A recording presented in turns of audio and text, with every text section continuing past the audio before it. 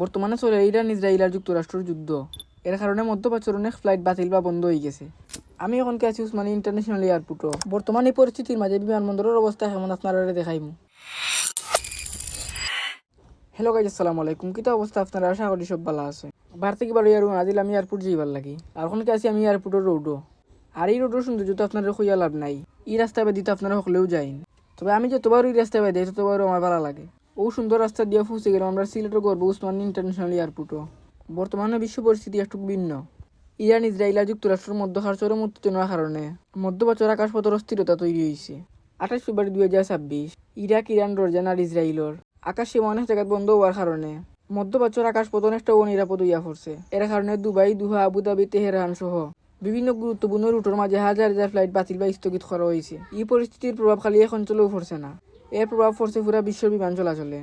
বাংলাদেশ থেকে মধ্যপ্রাচ্যের অনেক ফ্লাইট বাতিল হয়েছে, যার কারণে যাত্রীদের ভোগান্তি চরম পর্যায়ে পৌঁছেছে। বর্তমানে কিছু কিছু ফ্লাইট আংশিকভাবে ব্যবহার চালু হয়েছে। গত 2 দিন ধরে কিছুটা আন্তর্জাতিক ফ্লাইটও যার, তবে এখনো সকল ফ্লাইট স্বাভাবিকভাবে চালু হইতে পারছে না। বর্তমান পরিস্থিতি একটু অস্থির হইলেও আশা করা যায় খুব শীঘ্রই আবার স্বাভাবিক হয়ে যাব। বিমানবন্দর অন্যদিন এলাকার মানুষ তখন আজকে তেমন মানুষ আসলা না। ভিতরে ঢুকলে দেখা যায় সুন্দর সাজানো টার্মিনাল। সকালে লন্ডন একটা ফ্লাইট সিলেটে অবতরণ করছে। মানুষই অপেক্ষা করা তারা পরিবার প্রিয়জনের লাগি। সিলেট আন্তর্জাতিক বিমানবন্দর খালি একটা যাত্রার স্থান না, একটি আমরা পুরা সিলেটের লাগে গুরুত্বপূর্ণ একটা সংযোগের দরজা। ওখান থেকে প্রতিদিন অনেক মানুষ পরিবার খাওয়া যার নতুন জীবনের উদ্দেশ্যে বিদেশে রওনা দেন।